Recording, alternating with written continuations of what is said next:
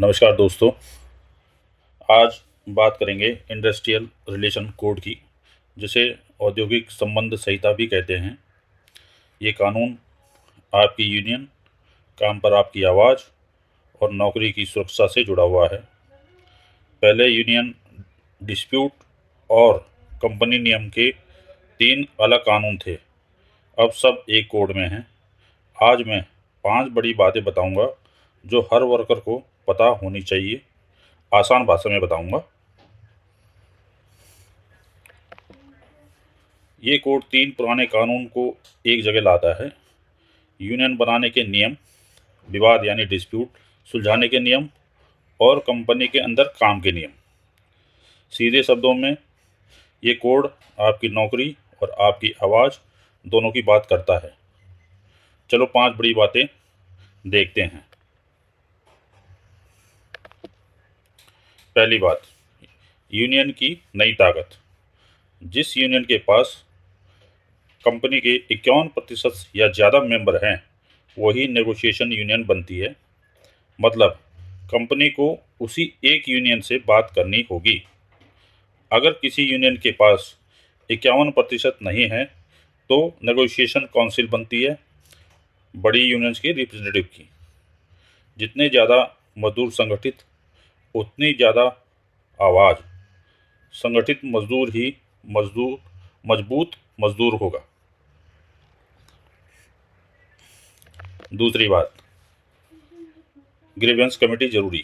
जहां 20 या ज़्यादा वर्कर हैं, वहां ग्रीवेंस रिड्रेसल कमेटी बनानी ही होगी। ये आपकी शिकायत सुनने का फोरम है, कंपनी के अंदर ही बनानी होगी।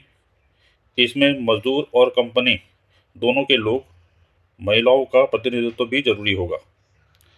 शिकायत आमतौर पर 30 दिन के अंदर हल होनी चाहिए। बाहर भटकने से पहले अंदर का रास्ता। अगले उसमें तीसरी बात है, गलत टर्मिनेशन से सुरक्षा। कंपनी गलत तरीके से निकाले तो ये अब इंडस्ट्रियल डिस्प्यूट माना जाता है। सबसे बड़ी बात, अकेले वर्कर भी अकेले ट्रिब्यूनल तक जा सकता है। पहले यूनियन जरूरी होती थी। रिट्रेचमेंट यानी छटनी पर आपको नोटिस और कंपनसेशन मिलना चाहिए। 300 प्लस वर्कर वाली कंपनी को छटनी या बंद करने के लिए सरकार से परमिशन लेनी होती है। चौथी बात, फिक्स टर्म एम्प्लॉयमेंट।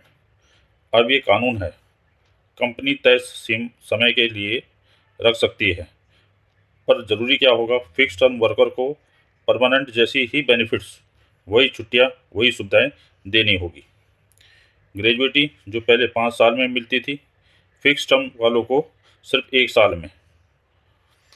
यानी कॉन्ट्रैक्ट के नाम पर आपका हक नहीं छीना जा सकता है। पांचवी बात, हड़ताल स्ट्राइक के नियम। हड़ताल करनी हो तो 14 दिन पहले नोटिस देना जरूरी है। जब तक कंसोलिएशन समझौता बातचीत चल रही हो तब तक हड़ताल नहीं कर सकते। अच्छी बात क्या है कि छटनी वाले वर्कर के लिए री स्किलिंग फंड 15 दिन का वेतन देना होगा। याद रखो, नियम से की गई हड़ताल आपका सुरक्षित हक है। अगली बात, आज क्या करो आप प्रैक्टिकल में। पहला देखो, आपकी कंपनी में यूनियन ग्रीवियंस कमेटी है या नहीं। नहीं है तो बनाने की कोशिश करो। दूसरा, appointment letter, salary slip, termination letter, सब प्रूफ संभाल के रखो। तीसरा, शिकायत का रास्ता। पहले ग्रीवेंस कमेटी पे जाओ, वहाँ देखो क्या हो रहा है, क्या कर सकते हैं। फिर अगर वहाँ भी हल नहीं निकलता तो फिर कॉन्सुलेशन ऑफिसर और उसके बाद फिर इंडस्ट्रियल ट्रिब्यूनल पे जा सकते हैं। हमेशा याद रखो, अकेले से ज़्यादा यूनियन के साथ लड़ाई मजबूत होती है।